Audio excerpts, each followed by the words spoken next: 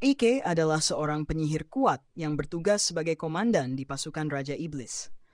Dengan keterampilan dan kekuatannya, ia menjadi anggota yang tak ternilai di pasukan iblis. Tapi ada satu masalah. Dia sebenarnya manusia. Selama perang, pasukan Orci mampu menerobos tembok kastil berkat beberapa ledakan yang ditempatkan dengan baik di dekat dasar tembok yang disediakan oleh Ike. Dan saat semua ini terjadi, ia mengawasi dari atas bersama pemimpin Orci yang sangat senang dengan hasil invasi pasukannya. Setelah mengikuti nasihat Ike bagaimanapun, Ike tidak terkejut dengan hasilnya sama sekali, karena kemenangan sudah pasti begitu ia ditugaskan untuk mengawasi operasi ini. Di dalam kastil, manusia dan iblis terlibat dalam pertempuran mematikan, tetapi iblis jauh lebih siap untuk menang dengan kekuatan alami mereka. Jadi para prajurit manusia sedang dibantai. Dan sementara semua ini terjadi, Mak Kapten berada di dalam kastil, menyaksikan anak buahnya mati satu persatu dari jendela kastil yang aman, dan mungkin menyesali hari ia memilih untuk mendaftar sebagai ksatria. Saat itu, ia menyadari ia tidak sendirian di dalam ruangan.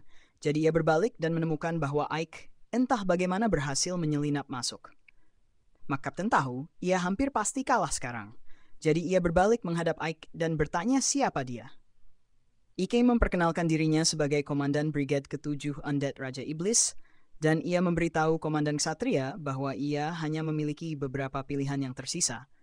Para prajuritnya hampir semuanya mati, jadi Ike mengatakan bahwa ia menyukai wilayah ini dan ia menginginkannya.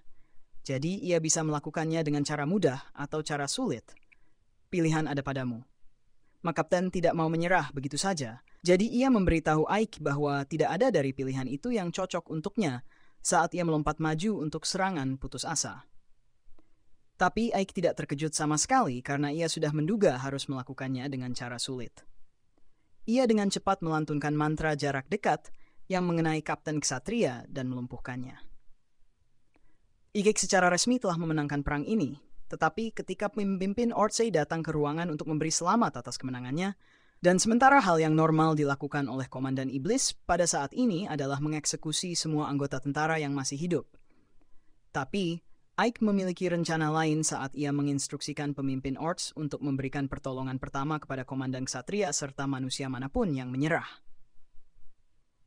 Ike sedang diawasi oleh seorang penyihir melalui bola kristalnya, dan dia terkejut bahwa Ike berhasil merebut Kastil Arsenal hanya dengan satu brigade dan seminggu persiapan. Jadi dia tertarik dengan potensi yang ditunjukkan oleh Ike. Kembali di kastil, Ike menciptakan penghalang di sekelilingnya agar tidak diawasi lebih lanjut. Dan begitu akhirnya ia memiliki sedikit privasi. Ia berpikir pada dirinya sendiri bahwa ia merasa bersalah karena menyakiti begitu banyak orang meskipun itu perlu untuk memenangkan pertempuran. Ia tidak akan pernah benar-benar terbiasa dengan pertumpahan darah yang terkait dengan perang. Karena meskipun itu seharusnya menjadi sifat kedua bagi seorang iblis, Ike hanyalah manusia yang menyamar. Guru Ike Romberg adalah seorang penyihir hebat, tetapi dia juga tahu banyak tentang dunia dan peradaban maju di dunia ini. Ike adalah seorang penyihir hebat, tetapi dia juga tahu banyak tentang dunia dan peradaban maju di dunia ini. Dia juga tahu banyak tentang dunia yang pernah ada. Suatu hari, Romberg menemukan Ike saat masih bayi dan memutuskan untuk membawanya hanya untuk bersenang-senang.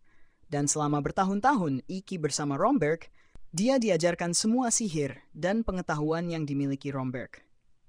Namun, keinginan terakhir Romberg sebelum dia meninggal karena usia tua adalah agar Ike tidak pernah memberitahu siapapun tentang peradaban kuno, karena orang-orang akan membawa bencana jika mereka mengetahuinya.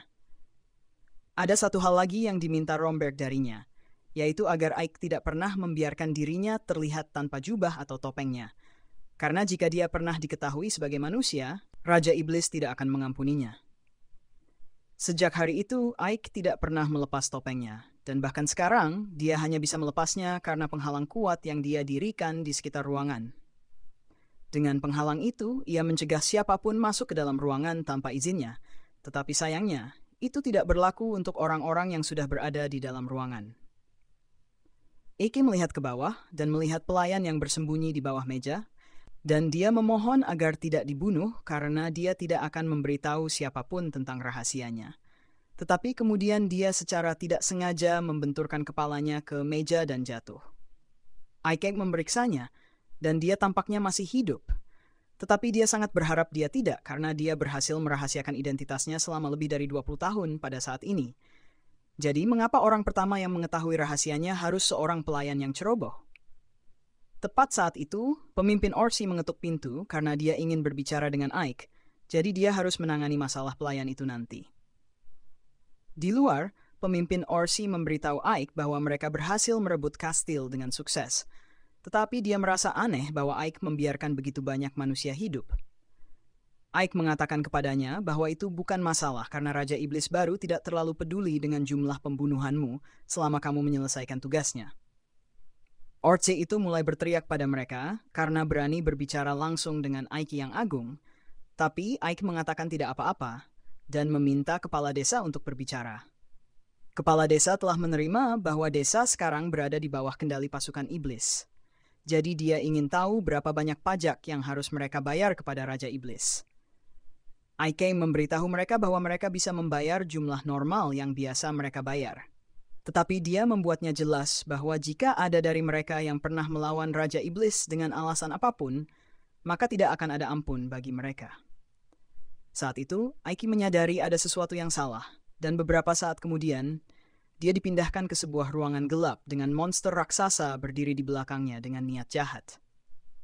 Ike melompat untuk menghindari serangan yang datang, dan sepertinya ini bukan pertama kalinya hal seperti ini terjadi, karena Ike mengeluh kepada penyihir bahwa dia telah memintanya untuk tidak memanggilnya secara tiba-tiba seperti ini. Karena dia sudah ada di sini, Ike memutuskan untuk mengalahkan monster itu dengan menggunakan tongkatnya untuk melantunkan mantra kuat, dan dia menghancurkan golem itu dengan sekali pukul. Penyihir itu terkesan dengan kemampuan Ike, karena dia sangat yakin dengan kekuatan golem itu, dan kita akhirnya mengetahui bahwa namanya adalah Zefiro. Dia adalah atasan langsung Ike di pasukan iblis, dan juga satu-satunya iblis yang tahu bahwa dia sebenarnya manusia. Ike memintanya untuk mengirim utusan lain kali jika dia ingin berbicara dengannya. Tetapi dia merasa terhibur dengan menangnya tanpa persiapan melalui teleportasi. Ike menerima bahwa dia harus terus berurusan dengan kejahilan Zefiro, jadi dia bertanya apakah dia memanggilnya di sini karena pertempuran dengan Arsonim. Dia memberitahunya bahwa itu bukan alasan dia memanggilnya, karena familiar-familiarnya tidak bisa memberitahunya semua yang perlu dia ketahui tentang pertempuran itu. Dia sangat senang dengan bagaimana Ike mengambil alih kota dan bagaimana dia memilih untuk menyelamatkan manusia. Tetapi kemudian Ike bertanya-tanya mengapa dia repot-repot memanggilnya sama sekali. Jadi Zefiro memberitahunya bahwa Raja Iblis Dairokuten ingin bertemu dengannya secara pribadi. Ike terkejut mendengar ini, karena dia akan menjadi komandan brigade pertama yang pernah diberi kehormatan bertemu dengannya. Tetapi Ike masih bertanya-tanya mengapa Dairokuten ingin bertemu dengannya. Zefiro menganggap itu pasti karena prestasi mengesankan Ike yang berhasil merebut Arsonim dalam waktu hanya 1 minggu, jadi dia akan membawanya ke kastil Raja Iblis sekarang. Ike tidak mengira harus pergi segera, tetapi dia meletakkan tangannya di bahu Zefiro dan dia mentransportasi mereka berdua. Sementara itu, di dalam kastil, pelayan itu akhirnya sadar. Dia bangun dan menemukan bahwa dia masih terperangkap di dalam penghalang Ike. Dia tahu tidak ada cara untuk melewati penghalang seperti ini. Jadi dia melihat-lihat ruangan dan menemukan sepiring makanan bersama dengan catatan yang ditinggalkan oleh Ike. Dia menulis agar dia memakan makanan itu dan menunggunya kembali. Jadi pelayan itu melakukan hal itu dan makanan itu begitu lezat sehingga dia akhirnya melahap habis piringnya. Pada saat yang sama, Ike dan Zefiro baru saja tiba di kastil Raja Iblis, dan miasma kuat yang mengelilingi kastil sedikit mempengaruhi Ike karena dia adalah manusia. Tetapi dia berusaha keras dan terus berjalan menuju kastil. Di gerbang, ada penjaga yang menunggu Ike keluar dari kastil. Tetapi dia tidak keluar. Ike bertanya kepada Zefiro apakah para penjaga memeriksa setiap orang yang datang ke kastil, dan dia memberitahunya bahwa mereka yang memeriksa setiap orang yang datang ke sini. Ike sekarang khawatir karena identitasnya akan ditemukan segera setelah penjaga membuatnya melepas topengnya. Tetapi Zefiro memberitahunya bahwa dia akan menangani hal ini. Dia menggunakan sebagian sihirnya untuk mengelilingi Ike dengan aura yang menakutkan, dan begitu dia mencapai para penjaga, mereka tidak memiliki apa-apa selain rasa hormat untuk kekuatannya. Mereka tahu Ike adalah cucu Romberg. Dan dengan pelatihan dari penyihir hebat seperti itu, tidak heran bagi mereka bahwa Ike begitu kuat. Ike dan Cheviro diizinkan masuk ke kastil tanpa pertanyaan lebih lanjut. Dan setelah berjalan beberapa saat, Ike bertanya berapa lama lagi sebelum mereka mencapai ruang audiensi. Tetapi Cheviro mengatakan bahwa mereka hampir sampai, meskipun Ike benar-benar berharap bisa terbang seperti Cheviro dalam situasi seperti ini. Dia selalu iri dengan sihir terbang Cheviro, dan meskipun dia bisa menggunakan mantra itu, dia tidak memiliki kendali sebanyak Cheviro. Jadi yang paling bisa dia lakukan adalah melompat sangat tinggi dengannya. Akhirnya mereka mencapai ruang audiensi. Jadi Cheviro memberitahu Ike untuk menunggu di luar sementara dia berbicara dengan Raja Iblis. Cheviro sekarang siap, tapi dia masuk ke dalam, dan Ike berpikir tentang bagaimana Raja Iblis saat ini, Dairokuten, berhasil membalikan keadaan perang dan memberikan keunggulan kepada iblis hanya dengan berpartisipasi dalam satu pertempuran. Dia adalah iblis terkuat, dan rumor menyebutnya sebagai raja yang kejam dan dingin. Jadi dia mungkin akan membunuh siapapun yang tidak dia sukai. Di sisi lain, dia juga dikenal sebagai seseorang yang bisa mengenali bakat meskipun memiliki kelemahan apapun. Pendekatan barunya dalam menjalankan pasukan merevolusi pasukan iblis, karena iblis secara alami lahir dengan naluri untuk bertarung di antara mereka sendiri pada ketidaknyamanan sekecil apapun. Dairokuten yang mencapai semua itu selama masa jabatannya sebagai Raja Iblis, dan sekarang, Ike harus menemuinya. Ike mendengar Cheviro memanggilnya untuk masuk, jadi dia berjalan ke ruang takhta, dan saat dia menyapa Raja Iblis, dia terkejut menemukan bahwa Raja Iblis sebenarnya adalah seorang gadis. Dairokuten memuji Ike atas kemampuannya merebut Arsonim hanya dalam 1 minggu. Dan dia berterima kasih atas kata-kata baiknya, tetapi dia tidak berpikir dia pantas mendapatkan pujian sebanyak itu. Namun Dairokuten merasa kerendahan hati Ike cukup aneh, karena itu mengingatkannya pada bagaimana seorang manusia akan bertindak. Dan Ike segera menyadari bahwa kerendahan hatinya mungkin mengungkapkan identitasnya yang sebenarnya. Beruntung, Cheviro menutupinya, dan menjelaskan bahwa Ike dibesarkan oleh penyihir hebat Romberg, dan Romberg dikenal sangat rendah hati. Jadi itu menjelaskan dari mana Ike belajar kerendahan hati. Dia juga berpikir bahwa Ike mungkin lebih pintar daripada yang dia pikirkan pada awalnya, dan karena itu memilih untuk tidak membunuh manusia setelah dia menaklukkan Arsonim. Tapi saat ini, Ike agak menyesal karena tidak membunuh manusia seperti yang dilakukan iblis biasa. Karena itu sekarang menarik perhatian yang tidak diinginkan kepadanya. Dia meminta izin untuk berbicara dan menjelaskan bahwa Ike adalah Raja Iblis, dan Ike adalah Raja Iblis, dan Ike adalah Raja Iblis. Ike menjelaskan kepada Dairokuten bahwa dia menyelamatkan manusia, karena meskipun mereka mungkin takut pada teror, mereka tidak akan patuh dalam waktu lama. Jadi dia merasa lebih baik menghindari membunuh mereka sebanyak mungkin, sehingga mereka bisa mempertahankan rasa normal dan tetap produktif. Dairokuten bertanya apakah itu juga pendapat yang dipegang oleh Romberg, dan Ike mengatakannya. Dia baru berbicara dengannya selama beberapa menit sekarang, tapi dia sudah bisa tahu bahwa Dairokuten pasti memiliki pengetahuan tentang peradaban kuno yang diceritakan Romberg kepada Ike, dan dia menggunakan pengetahuan itu untuk membentuk pasukan iblis menjadi seperti sekarang. Dairokuten berteleportasi dari takhtanya dan mendarat di depan Ike. Mengatakan bahwa dia benar-benar berbeda dari kebanyakan iblis. Tapi lain kali mereka bertemu, dia ingin melihat bagaimana wajahnya di balik topeng itu. Dia kemudian berteleportasi di belakangnya dan mengatakan bahwa dia mengharapkan melihat hasil yang baik lagi darinya di masa depan. Dan begitu dia keluar dari ruangan, Ike ambruk karena gugup. Cheviro mengejeknya karena sangat gugup di depan Dairokuten. Tetapi meskipun dia mungkin seorang penyihir kuat, dia masih seorang pengecut. Yang membuatnya begitu gugup adalah kenyataan bahwa Dairokuten bisa melihat bahwa topeng itu bukan wajah aslinya. Tetapi setidaknya, dia belum tahu bahwa dia adalah manusia. Cheviro adalah seorang Raja Iblis, dan Ike adalah seorang Raja Iblis. Cheviro juga menyebutkan bahwa ia mendapat hadiah dari Dairokuten atas prestasinya, meskipun dia tidak benar-benar mengklasifikasikannya sebagai hadiah. Beberapa saat kemudian, Ike melakukan teleportasi kembali ke Arsonim untuk memeriksa pelayan rumahnya, dan ia melihat bahwa Sadi telah memakan semua makanan yang ia tinggalkan untuknya. Jadi ia melihat-lihat dan menemukannya tidur di belakang meja. Dia membangunkannya, Dan segera setelah Sadie menyadari bahwa Ike kembali, ia mulai memohon agar hidupnya diselamatkan dan meminta Ike untuk tidak menyakitinya. Ike meminta dia untuk tenang karena dia tidak berencana untuk membunuhnya. Tetapi pertama-tama dia ingin tahu apa namanya. Dia mengatakan padanya bahwa dia dipanggil 13 karena budak di sini hanya dirujuk dengan nomor mereka. Tetapi ibunya dulu memanggilnya Sadie. Ike memberitahu Sadie bahwa dia tidak bisa membiarkannya pergi sekarang karena dia tahu dia manusia. Tetapi dia berjanji bahwa dia tidak akan pernah mengatakan satu kata pun tentang identitas aslinya kepada siapapun. Ike percaya bahwa dia akan tetap merahasiakan rahasia itu. Tetapi untuk memastikan dia tidak membiarkan rahasia itu bocor, dia memberitahunya bahwa dia harus melayani sebagai pelayan rumahnya mulai sekarang. Sadie lebih dari senang menjadi pelayannya, jika itu berarti dia bisa tetap hidup. Jadi itu sudah ditetapkan. Keesokan harinya, Ike resmi dinobatkan sebagai penguasa sebuah tempat bernama Avelias. Dan beberapa hari sebelumnya, Seviro telah memberitahunya bahwa ini adalah hadiah yang disiapkan Dairokuten untuknya. Ini adalah kota di garis depan, jadi tugas Ike adalah membangun kembali kota dan membawa 2 kali lipat pendapatan pajaknya.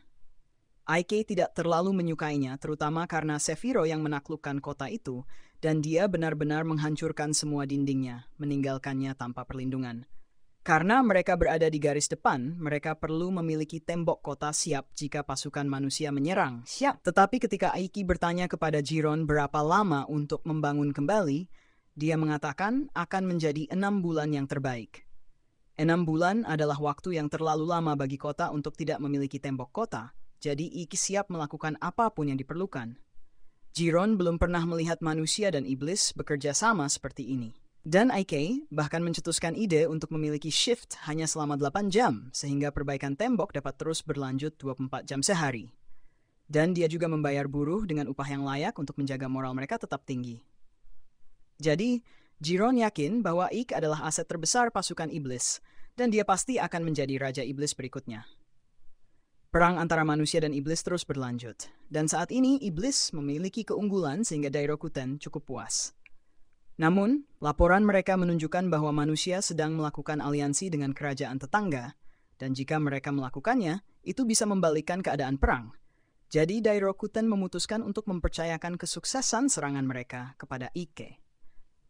Sementara itu, di kerajaan manusia, ksatria yang dikenal sebagai White Rose, Alistair telah dipanggil untuk membantu kerajaan dalam merebut kembali Avelias, karena mereka tidak bisa kehilangan benteng lain.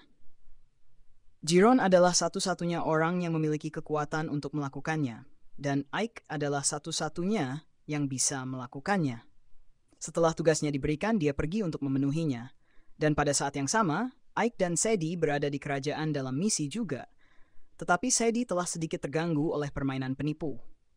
Laki-laki itu mengatakan bahwa semua yang dia butuhkan untuk dilakukan adalah menebak di mana bola berada. Dan jika dia benar, maka dia akan menggandakan jumlah uang yang dia pertaruhkan.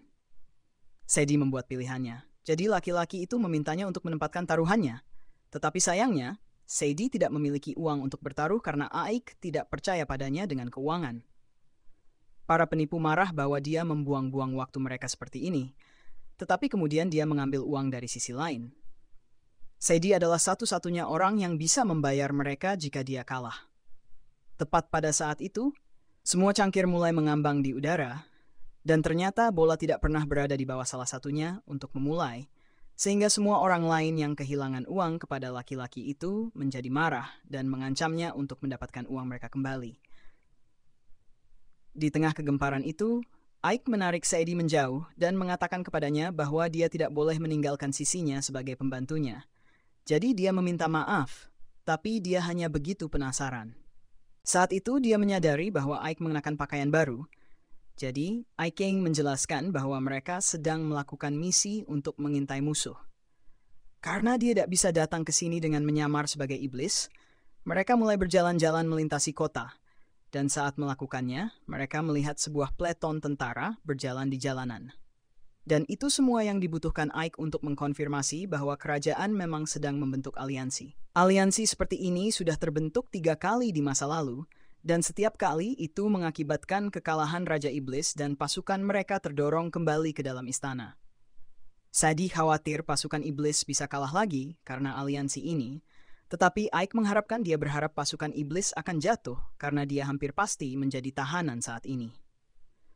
Sadie menjelaskan bahwa karena ibunya adalah budak di masyarakat manusia, dia tidak akan pernah dianggap sebagai apapun selain budak dan mungkin akan berakhir seperti anak-anak miskin di sana. Dalam hal ini, Ike berkata kepada Sadie bahwa dia tidak perlu khawatir karena pasukan iblis saat ini adalah yang terkuat dan paling bijaksana yang pernah ada. Jadi mereka tidak akan kalah begitu saja. Mereka terus berjalan-jalan di jalan ketika Ike mendengar seseorang berteriak agar mereka berhenti. Jadi dia berbalik dan menemukan bahwa itu adalah penipu yang mencoba menghadapinya. Kesal bahwa Ike mengacaukan skemanya yang bagus, penipu itu membawa orang besar untuk merampok Ike sebagai pembalasan atas apa yang dilakukannya. Ike melihat sekitar dan melihat tidak ada orang di dekatnya. Jadi dia memutuskan akan baik-baik saja untuk mengajarkan sedikit pelajaran kepada penipu itu. Dalam sekejap, Ike melemparkan mantra untuk membekukan kaki orang besar itu di tempat dan mengikuti dengan beberapa tusukan es yang ditujukan ke penipu. Penipu itu menuntut agar Ike menghilangkan esnya agar dia bisa melanjutkan merampoknya. Tetapi Ike hanya menusuknya di bahu untuk menunjukkan bahwa dia tidak takut untuk melukainya jika dia tidak patuh. Akhirnya pria itu memahami situasi yang dia hadapi dan setuju untuk memberitahu Ike apapun yang ingin dia ketahui. Jadi Ike bertanya kepadanya apa semua tentara di kota itu untuk, karena mereka semua sepertinya sedang terburu-buru. Pria itu awalnya mengatakan dia tidak tahu apa-apa, tetapi Ike mengancam akan segera membunuhnya. Jadi dia memberikan beberapa informasi tentang aliansi dan bagaimana tentara Rosaria bersemangat untuk mendapatkan nilai perang bagi diri mereka sendiri sebelum aliansi terlibat. Ike dapat memahami mengapa mereka ingin melakukannya, karena jumlah pembunuhan yang lebih tinggi secara otomatis mendapatkan lebih banyak penghargaan dalam pertemuan strategi apapun yang diadakan. Namun, jika mereka gagal dalam misi mereka, itu akan menempatkan Rosaria dalam posisi yang mengerikan. Ike bertanya di mana mereka akan meluncurkan serangan mereka, jadi penipu memberitahunya bahwa hanya ada satu lokasi yang mungkin mereka tuju saat ini, dan itu akan menjadi Avalia. Berdasarkan laporan, Avalia saat ini memiliki lubang besar di temboknya, sehingga dapat dipastikan pertahanannya buruk. Ike sekarang memiliki pemahaman yang baik tentang situasi yang ada, dan karena penipu memberinya beberapa informasi berguna, dia meninggalkannya sendiri. Bagaimanapun, dia tidak pernah mengatakan dia akan menghilangkan esnya. Setelah mereka kembali ke kantor Ike, dia duduk di mejanya untuk menyelesaikan beberapa kerjaan, dan Sadie membawakan teh untuk membantunya rileks. Gadis iblis itu memasuki ruangan dan menuntut tahu di mana Ike telah berada selama beberapa jam terakhir, karena dia sangat khawatir tentangnya. Ike dengan tenang menjelaskan bahwa dia sibuk mengintai kerajaan Rosaria, tetapi jawaban yang masuk akal itu tidak membuatnya merasa lebih baik. Jadi dia mulai menyerang Sadie dan bertanya mengapa Ike memiliki manusia di sampingnya. Sadie memperkenalkan dirinya sebagai pelayan Ike, tetapi gadis itu mengabaikannya dan dengan santai menyebut Sadie sebagai jalang jelek. Setelah itu, dia menawarkan diri untuk menjadi pelayan Ike. Sadie kesal pada titik ini. Jadi dia mengatakan kepada gadis itu untuk melepaskan tangannya dari Ike, karena dia terlalu lelah untuk berurusan dengannya. Ini memulai argumen panjang antara keduanya, dengan keduanya saling menuduh mencoba merayu Ike, dan Ike cukup cerdas untuk tidak terlibat dalam masalah ini. Sementara itu, pasukan Rosaria telah berkumpul di luar Valeus dan bersiap-siap untuk menyerang. Mereka merasa aneh karena hampir tidak ada penjaga di dinding, tetapi mereka menganggap ini mungkin disebabkan oleh kekurangan personel untuk secara efektif mempertahankan benteng mereka. Mereka segera memberitahu Alistair bahwa mereka telah menyelesaikan persiapan untuk serangan dan siap menembak atas perintahnya. Jadi Alistair memberikan perintah untuk menembak. Namun begitu dia melakukannya, beberapa prajurit tengkorak muncul dari tanah dan menyergap pasukan Alistair. Para prajurit siap mempertahankan perlengkapan pengepungan mereka, menganggap tengkorak-tengkorak ini tidak akan menjadi lawan yang sebanding bagi mereka. Tetapi tiba-tiba salah satu prajurit ditembak dari arah yang tidak terduga. Dan semuanya menjadi buruk bagi manusia-manusia itu setelah itu. Alistair melihat bahwa tidak ada cara bagi mereka untuk memenangkan pertempuran ini lagi, jadi dia memerintahkan penarikan segera. Ike dan Jiron menyaksikan semua ini dari atas tembok, dan mereka memuji keputusan cerdas Alistair untuk mundur. Mereka kemudian memberikan perintah kepada Alistair untuk mempertahankan perlengkapan pengepungan, karena tengkorak-tengkorak semata-mata seharusnya tidak menjadi masalah bagi mereka. Alistair kemudian memberi perintah kepada Jiron untuk mempertahankan perlengkapan itu dari atas tembok, dan mereka memuji Alistair untuk keputusan cerdasnya untuk mundur. Meskipun satu-satunya alasan mereka bisa menang adalah karena misi pengintaian Ike sebelumnya. Namun saat mereka tidak memperhatikan, seorang pembunuh telah berhasil menyelinap di belakang Ike dan menembakkan panah langsung ke punggung Ike, menyebabkannya jatuh ke tanah dan pingsan. Sementara itu, jenderal baru saja diberitahu bahwa Alistair terpaksa mundur dari pertempuran karena keadaan yang tak terduga. Prajurit mencoba menjelaskan bahwa pasukan iblis telah menyiapkan penyergapan sebelum kedatangan mereka, tetapi jenderal tidak mau mendengarnya dan memerintahkan Alistair untuk dipenjara karena kalah. Prajurit menyadari itu tindakan bodoh. Jadi dia mencoba menjelaskan bahwa Alistair adalah salah satu komandan terbaik di kerajaan itu, dan dia mengatakan ingin menjebloskannya ke dalam penjara karena satu kekalahan. Itu hanya akan merusak moral para prajurit dan mempengaruhi pertempuran masa depan mereka secara negatif. Tetapi jenderal tidak peduli dan bersikeras bahwa Alistair harus dihukum karena gagal dalam misi yang dia kirimkan. Kembali di Avalius, Ike terbangun di tempat tidur setelah sembuh dari luka-lukanya, tetapi dia menemukan Sephiro tidur di sampingnya. Jadi dia punya banyak pertanyaan untuk diajukan. Pertama-tama, dia ingin tahu mengapa Sephiro ada di tempat tidurnya. Tetapi dia menghindari pertanyaan itu dan mengatakan menyelamatkan nyawanya. Tetapi dia membuat situasi terdengar sangat mencurigakan. Akhirnya, Ike berhasil meyakinkannya untuk serius dan menceritakan apa yang terjadi karena dia tidak ingat bagaimana dia bisa berakhir seperti ini. Jadi Sephiro memberitahu Ike bahwa dia menyembuhkannya setelah dia ditembak dengan panah di punggungnya. Itu luka yang sangat parah. Tetapi berkat penyembuhannya sekarang seharusnya tidak ada bekas luka lagi. Selanjutnya, Sephiro menyebutkan bahwa laporan menunjukkan tidak ada satupun manusia yang tewas selama serangan itu. Dia tahu Ike enggan membunuh orang ketika tidak perlu. Tetapi dia mungkin mendapat kecurigaan dari Raja Iblis lagi jika dia terus bertindak seperti ini.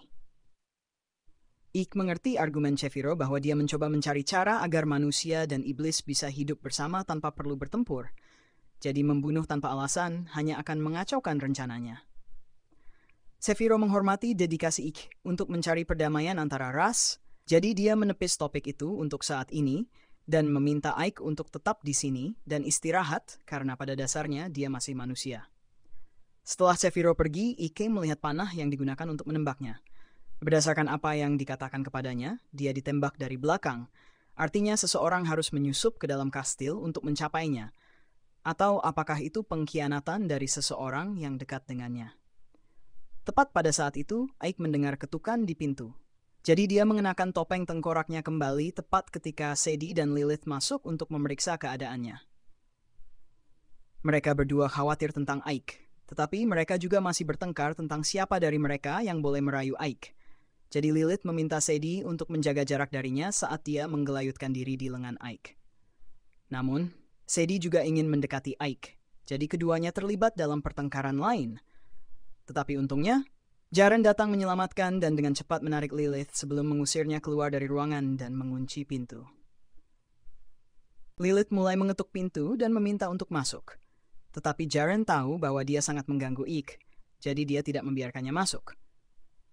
Ike berterima kasih atas bantuan Jaren dan meminta satu kebaikan lagi karena dia ingin tahu di mana Alistair saat ini berada.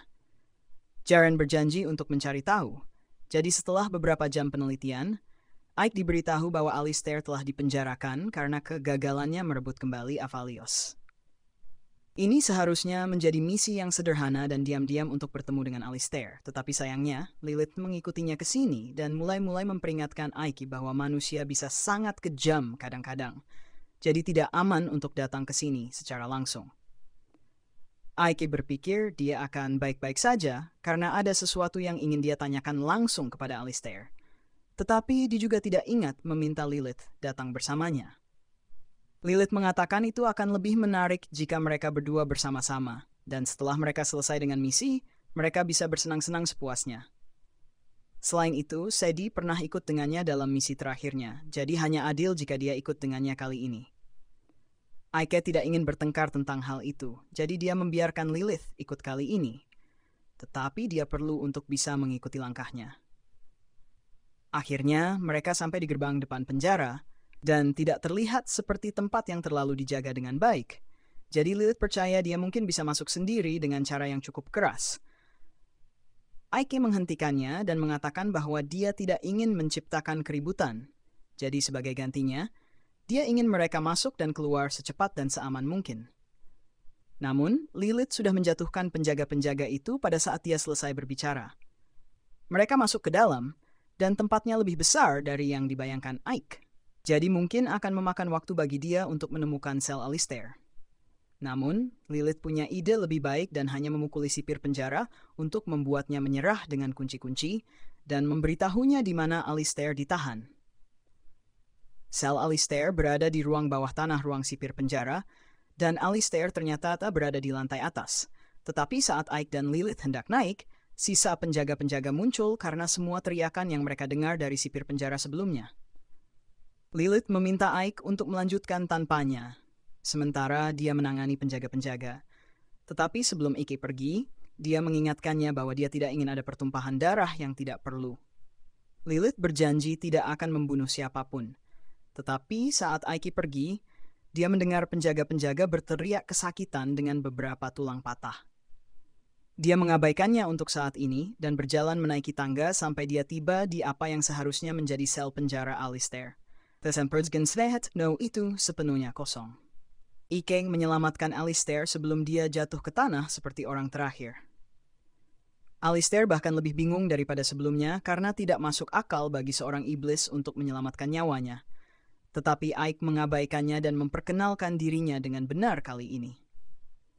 Dia mengatakan bahwa dia adalah komandan dari pasukan ketujuh Tuan Iblis, dan Alistair menyadari bahwa dia pasti adalah jenderal yang mempertahankan Aphelios dari pasukan Beck.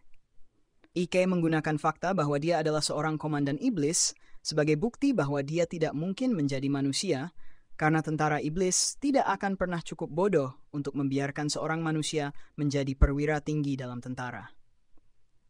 Alistair sekarang percaya bahwa Ike adalah seorang iblis. Jadi Ike mengulang pertanyaannya dan bertanya kepada Alistair apakah dia yang mengirim pembunuh, tetapi dia keras kepala menolak untuk memberitahunya apapun. Dia adalah seorang ksatria bangga dari kerajaan, jadi dia lebih memilih mati daripada memberikan informasi yang bisa berguna bagi musuh.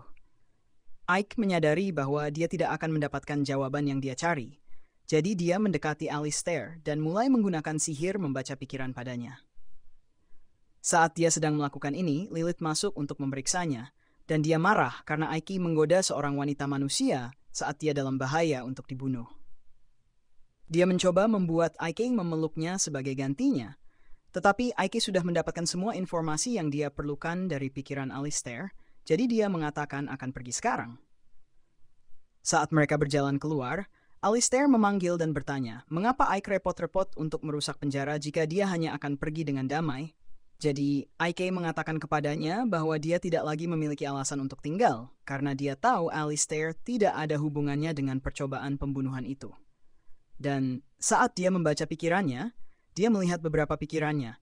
Jadi dia memberitahu Alistair bahwa dia tidak perlu merasa begitu buruk tentang kekalahan pertempuran untuk Avalia, karena penting bagi seorang komandan seperti dia untuk belajar dari kesalahannya dan terus maju. Setelah itu, dia mengatakan kepada Lilith untuk bersiap-siap agar mereka bisa pergi. Tetapi sebelum itu, dia menyarankan agar dia dan Ike pergi ke tempat yang pribadi dan bersenang-senang sedikit. Namun, Ike menolak dan segera membuka portal untuk menteleportasi mereka kembali ke istana. Dan setelah mereka pergi, Alistair dibiarkan dengan banyak pertanyaan tentang apa yang baru saja terjadi. Kembali di mansion, Ike disambut oleh Sadie saat dia kembali, dan dia mengatakan kepadanya bahwa dia punya hadiah untuknya. Dia penasaran untuk melihat apa itu, jadi dia mendekatinya dan Ike menuangkan sebuah tas beras ke tangannya. Sadie terkejut melihatnya, karena dia tidak pernah melihat beras sebelumnya, sehingga dia tidak tahu apa itu. Mendorong Ike untuk memberitahunya bahwa dia menemukannya di ibu kota-kota Lyzes, dan itu akan membantu meningkatkan produktivitas Avalias. Dia diperintahkan untuk menemukan cara untuk menggandakan penerimaan pajak untuk kota. Jadi sementara Avalias sudah menghasilkan banyak gandum, jika mereka beralih ke budidaya beras, dia akan dapat meningkatkan produktivitas seluruh kota. Sadie tidak tahu apa arti produktivitas itu, jadi Ike mengambil inisiatif untuk menjelaskan bahwa itu berarti mereka bisa menumbuhkan lebih banyak beras daripada gandum. Ini juga berarti bahwa mereka tidak akan memerlukan petani sebanyak untuk membantu dengan budidaya. Ini berarti bahwa orang-orang itu akan bebas untuk melakukan sesuatu yang lain dengan waktunya. Jadi secara keseluruhan, produktivitas Avalias akan perlahan-lahan meningkat dan akhirnya akan menjadi kaya. Ike bertanya apakah Sadie mengerti semua yang dia katakan, tetapi otaknya masih mencoba memproses arti produktivitas. Jadi pelajaran ekonomi Ike sama sekali tidak berguna. Dia menyederhanakannya dan mengatakan itu berarti orang-orang akan bisa makan banyak makanan dan dia akan bisa mendapatkan banyak uang pajak dalam proses. Akhirnya, Sadie memahami maksud Ike. Jadi untuk memulai semuanya, dia ingin Sadie mencoba memasak sesuatu dengan beras itu. Dia tidak pernah mencoba memasak beras sebelumnya, jadi dia bertanya kepada Ike apa yang seharusnya dia lakukan dengannya. Namun, ia tidak memiliki pengetahuan tentang beras sebelumnya karena belum pernah melihatnya. Sadie kaget ada hal-hal yang bahkan Ike tidak tahu, tapi dia masih bingung tentang apa yang seharusnya dilakukan dengan beras itu. Yang Ike tahu hanya bahwa saat memasak beras harus dimasak dari api kecil ke besar. Jadi dia mempercayakan Sadie untuk menemukan solusinya sementara dia menangani bisnis penting di kota. Beberapa menit kemudian, Ike memanggil Giron untuk mengumpulkan semua prajuritnya di halaman. Dan setelah itu, dia mulai memikirkan apa yang sudah diketahuinya. Panah yang digunakan dalam percobaan pembunuhan itu berasal dari pasukan Alistair. Tetapi dia membaca pikirannya dan dia tidak tahu apapun tentang percobaan pembunuhan, yang hanya bisa berarti satu hal. Seseorang menyerangnya dan mencoba membuatnya tampak seperti perbuatan Alistair. Dan meskipun dia tidak suka harus mencurigai prajuritnya, dia juga harus menghadapi kenyataan bahwa kemungkinan ada mata-mata dan mereka ada di antara prajuritnya. Dia kemudian menggunakan sihir membaca pikiran untuk memindai pikiran semua orang yang telah berkumpul. Dan akhirnya, setelah memeriksa pikiran semua orang, dia menemukan seekor goblin yang panik dan berharap dia tidak tertangkap. Begitu kecurigaan Ike dikonfirmasi, dia langsung teleportasi tepat di depan goblin itu dan menuduhnya sebagai mata-mata. Beberapa saat kemudian, Ike pergi ke istana Cefiro untuk meminta beberapa saran, tetapi dia malah teleportasi saat Cefiro sedang mandi. Cefiro tidak tampak keberatan berada telanjang di depan Ike, tetapi Ike merasa tidak nyaman, jadi dia bilang dia akan menunggu di luar. Sebelum pergi, Cefiro bertanya padanya apakah dia memiliki pengkhianat di dalam pasukannya. Ini menarik perhatian Ike karena dia belum memberitahu siapapun tentang goblin mata-mata itu, jadi dia bertanya bagaimana dia bisa tahu tentang hal itu. Cefiro bilang dia hanya menebak. Jadi Ike memberitahunya bahwa pengkhianat di balik semua itu adalah Jace, goblin satu mata. Cefiro tidak terkejut mendengar ini karena dia sudah curiga pada Jace sejak lama. Jadi saat Ike bertanya padanya apa yang seharusnya dia lakukan sekarang, dia bangun dari tempat tidur dan bilang mereka akan membuat Jace membayar harga pengkhianatannya. Sementara itu, kembali di Avalia, Jace diberitahu oleh bawahannya bahwa Ike baru saja bertemu dengan Cefiro, dan dia tidak mengerti bagaimana Ike bisa pulih begitu cepat setelah mereka menembaknya. Cefiro bertanya kepada Ike apakah dia tahu sesuatu tentang goblin mata-mata, dan Ike bilang dia tidak. Tetapi ada berita buruk lainnya baginya saat seorang bawahan lainnya mengatakan bahwa mereka kehilangan kontak dengan mata-mata mereka di pasukan Ike. Jace tahu ini adalah berita buruk karena kemungkinan besar berarti Ike sudah mengetahui rencananya. Jadi dia memutuskan bahwa dia akan mengumpulkan pasukannya dan menyerang Ike sebelum dia dihabisi. Namun untuk ketakutannya, dia segera diberitahu bahwa Ike sedang berada di jalan mencarinya. Jace keluar untuk bertemu dengan Ike, dan dia memainkan peran baik-baik saja, mengatakan bahwa Ike seharusnya memberitahunya jika dia akan mampir begitu tiba-tiba. Ike bilang dia hanya kebetulan berada di daerah ini, jadi dia ingin mengunjungi Jace seorang diri. Namun, Jace datang dengan seluruh skuadnya, jadi Ike bertanya apakah dia berencana untuk memulai perang atau sesuatu. Jace mengatakan kepada Ike bahwa ini adalah wilayahnya. Jadi Ike tidak punya urusan di sini pada awalnya. Dia juga menyebutkan bahwa Ike telah terluka beberapa waktu lalu. Jadi dia pasti benar-benar kehilangan keunggulannya sebagai seorang komandan jika dia membiarkan dirinya terkena panah begitu mudahnya. Ike setuju dengannya dan bilang dia memang ceroboh saat itu. Tapi dia tidak pernah menyangka akan dikhianati oleh seseorang dalam timnya. Jadi tidak mungkin baginya melihatnya datang. Karena Ike tahu Jace adalah pengkhianat, Jace berhenti berpura-pura baik dan bilang pada Ike bahwa dia ceroboh datang ke sini seorang diri karena seluruh pasukannya. Jace akan menghancurkannya sekarang. Ike senang mendengar bahwa Jace membawa seluruh pasukannya untuk menyerangnya. Karena ini berarti dia bisa meledakkan mereka semua sekaligus. Jace melihat ke langit, dan dia melihat beberapa mihir raksasa turun hujan di atas mereka. Ini adalah karya Chefiro dengan sihir penghancurannya yang dahsyat. Dia begitu menikmatinya sehingga dia lupa untuk memperingatkan Ike agar keluar dari radius ledakannya, meskipun dia yakin Ike akan baik-baik saja. Sementara itu, di bawah tanah, Ike benar-benar tidak baik-baik saja karena dia terpaksa bersembunyi di balik bangunan untuk menghindari terkena ledakan. Dia telah meminta Chefiro untuk membatasi kekuatan serangannya, sehingga mereka bisa membangun kembali bagian kota ini nanti. Tapi jelas dia mengabaikan permintaannya karena ini terlalu banyak kekuatan. Setelah hujan ledakan awal berakhir, Chefiro memulai fase kedua dari rencana mereka saat dia memerintahkan pasukannya dari kerangka untuk mulai membantai semua goblin yang berhasil bertahan hidup. Saat Jace menyaksikan orang-orangnya mati, Ike teleportasi di belakangnya dan menawarkan pilihan padanya. Dia bisa menyerah sekarang, atau dia bisa menyerah setelah semua orang mati. Ike adalah satu-satunya yang tahu apa yang harus dilakukan. Dan setelah melihat apa yang bisa dilakukan Ike, Jace masih dengan bodohnya memerintahkan orang-orangnya untuk membunuh Ike. Ike menggunakan sihir angin untuk mengusir dua orang yang menyerangnya dari depan.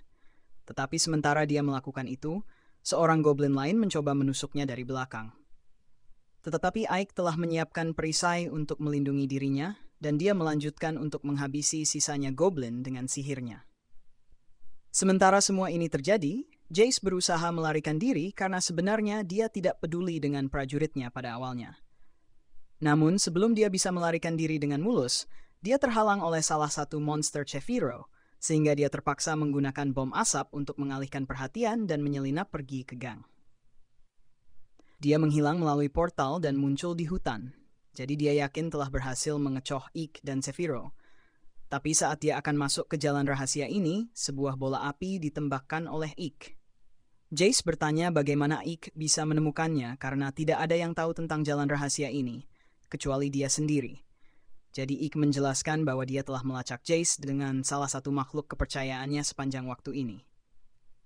Dia kemudian meminta Jace untuk menyerah segera karena tidak mungkin bagi Jace untuk menang atau melarikan diri. Alih-alih menyerah, Jace memutuskan untuk menyerang Ike. Tetapi pukulannya terlalu lemah untuk menembus perisai sihir Ike. Jadi Ike meniupnya kembali. Jace kemudian diikat dengan ranting sihir dan digantung sehingga dia bisa melarikan diri. Dan disinilah Jace akhirnya mengakui kekalahan.